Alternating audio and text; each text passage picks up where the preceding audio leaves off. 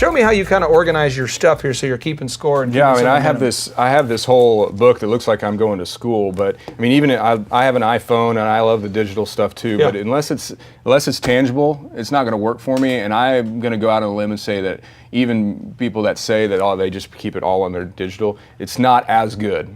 That's my opinion, but I think I'm right.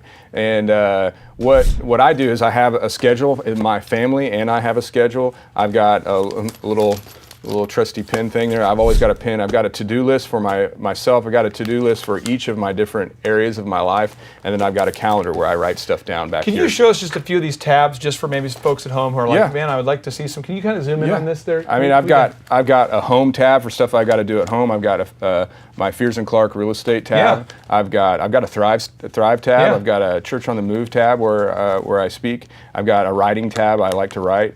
I've got a vision mapping tab, which is basically writing down things that you want to do in the future, and then taking specific goals. And whenever they come to my mind, it might be in the middle of the night, and it might be I'm riding in the car, and I've got this in my front seat. I'll pull over and I'll write that thing down, because if I don't, I'll forget and it won't happen. Now, just to hammer home your point, and I'm not saying that anybody's wrong if they're all digital.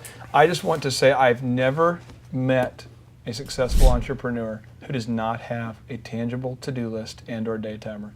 And I say never, I mean never. And I've met hundreds of millionaires, hundreds of success stories, hundreds of visionaries, and they all have some tangible way to organize their day planner or their to-do list. I don't know anyone who doesn't. And when you walk into a meeting with something like this or something like this, and you have a pen in your hand, you automatically, people might look at you a little funny, but you automatically have more credibility with people. And there was something that was said that was really harsh, and I think you need to hear it here, because I think if you hear it here, it'll save you pain later. Mm-hmm.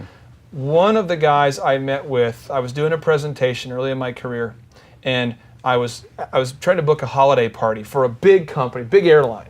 And I'm asking him, well, how interactive would you like your DJ to be? How many guests are going to be there? What kind of music would you like? And I'm not writing anything down.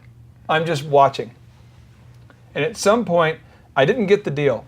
And the guy is the head of the party committee, who also happened to be the COO of this local division. He says, at what point will you stop being a jackass and take notes?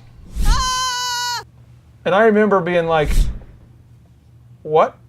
I wasn't expecting that question. He's like, at what point will you stop being a jackass and take notes? Because I am very busy, and you've taken time out of my schedule to meet with me, and you are not taking notes, and I feel like I'm going to have to communicate this again later on a contract, and I frankly have no patience for it. This meeting's done. And I was just like, oh man.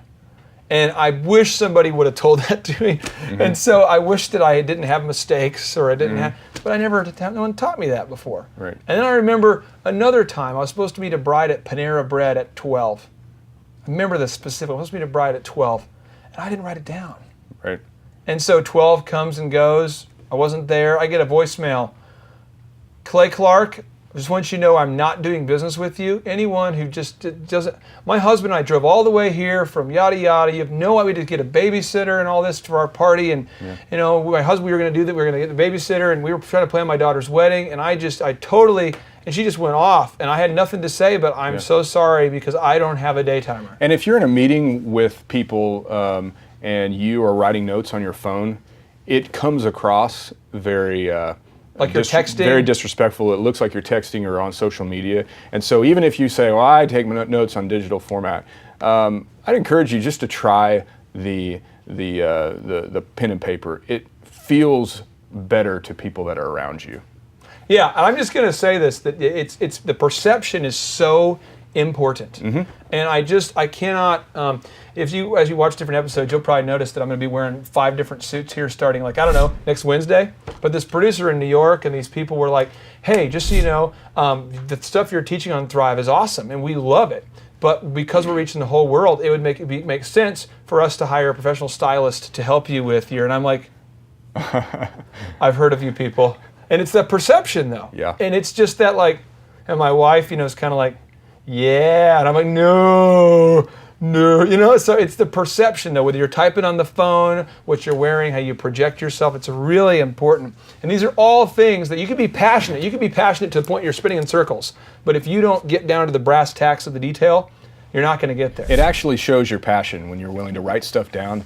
It conveys passion. I was at a church, I'm not going to say the pastor's name, but I'm at a church, and the pastor actually called out people in the front row who weren't taking notes. I thought, yes, that is amazing. So it's good.